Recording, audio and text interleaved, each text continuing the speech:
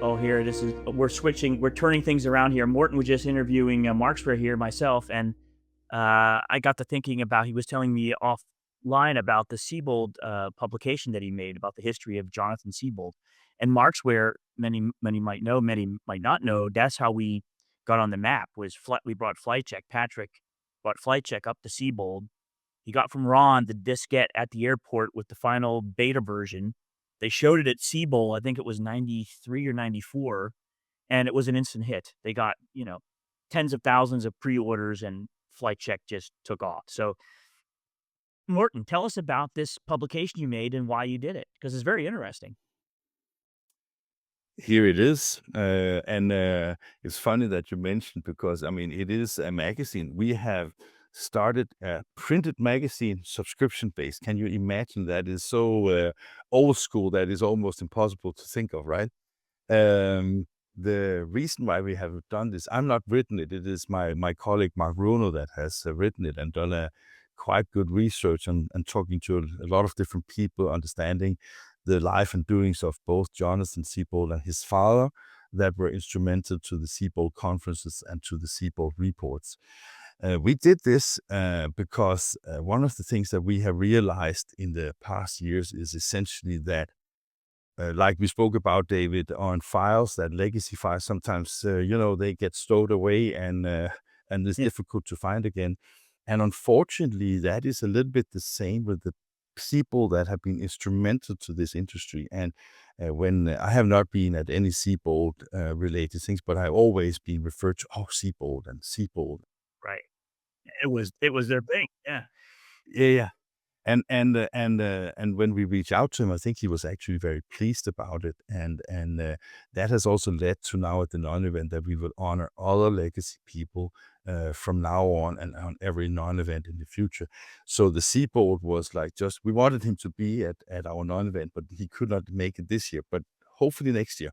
And so that was like the reason why we started doing these kind of things.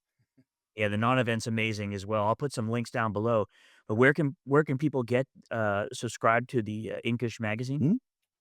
Hmm? We will very, very soon have a subscription form on our website. And the reason why we haven't done it yet is because we're in the middle of updating our English news website, and that is part of that one. And there was a few things that need to be fixed before we could have that. So the magazine was actually a little bit premature to go to market, but because we gave it away for free at Pretty Dilling nice. United, Yeah. we wanted it to be ready for that, because also it's maybe more known to Americans than to Europeans.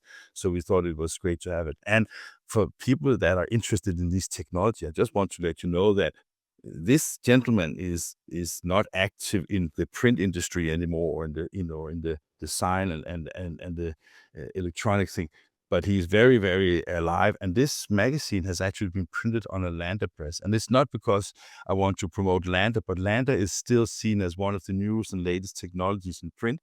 It's a beautiful magazine and just fun.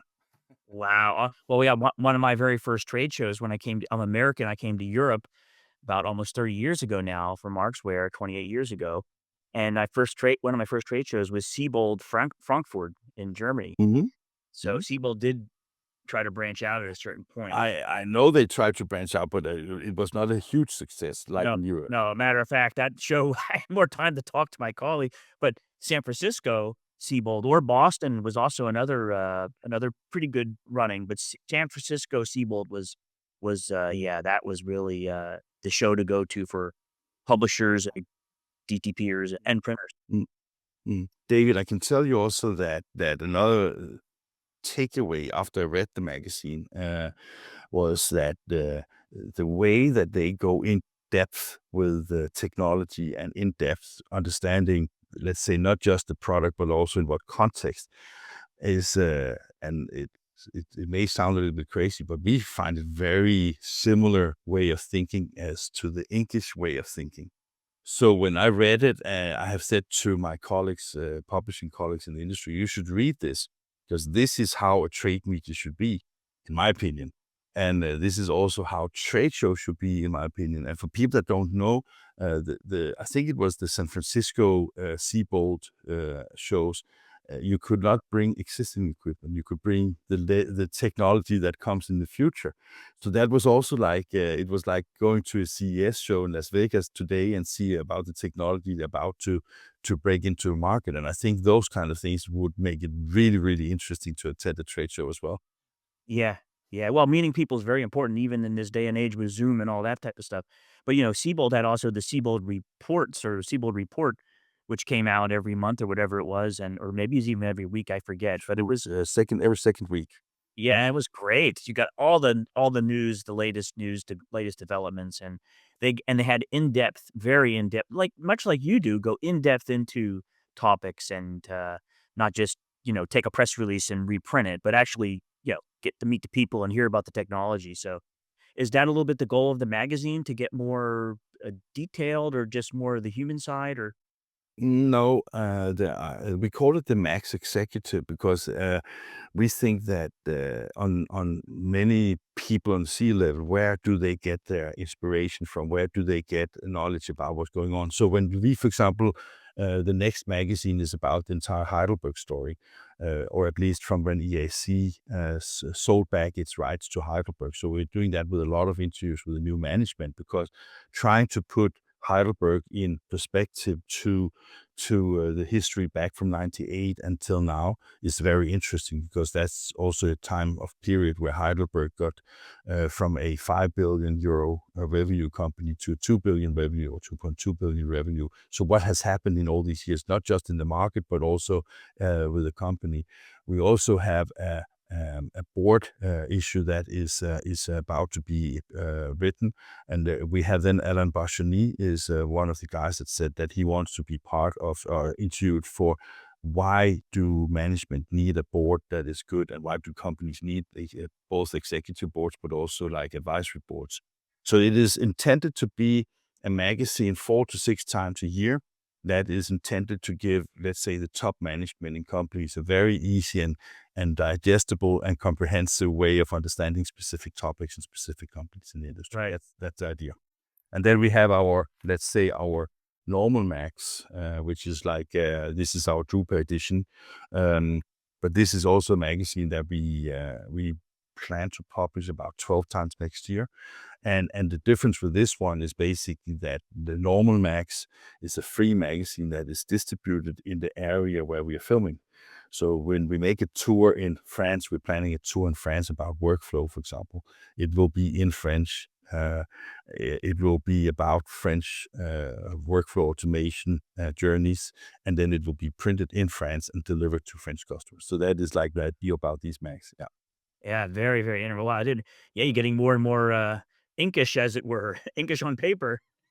Yeah, we are actually planning a third publication as well. We are planning to do a real trade magazine in the US, hopefully in 25.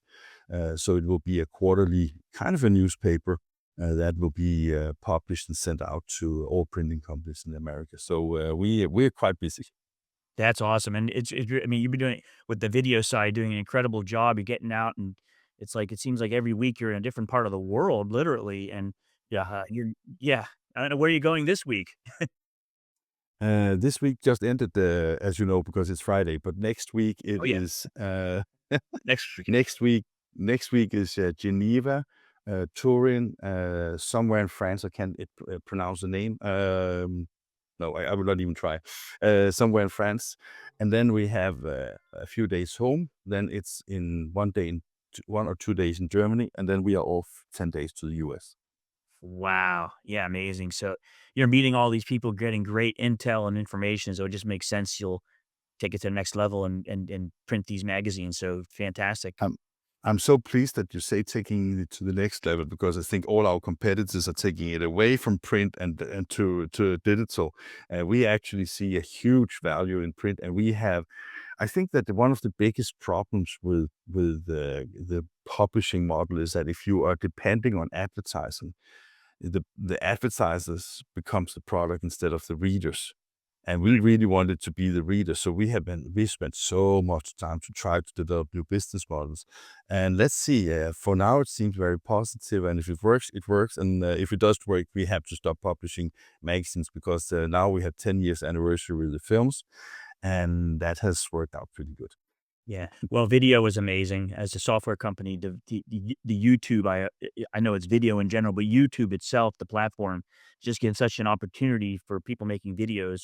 We used to say at Drupa, like Drupa 2000, like, oh, imagine if we could just repeat that demo instead of showing 100 people, there'd be like thousands of people. And that's what video offers is, what Inkish TD offers is companies the ability to demonstrate once to you on site somewhere and let, hundreds or thousands of people see, that throughout the years. So fantastic concept. And with the print publications nearby, it just seems perfect. Yeah.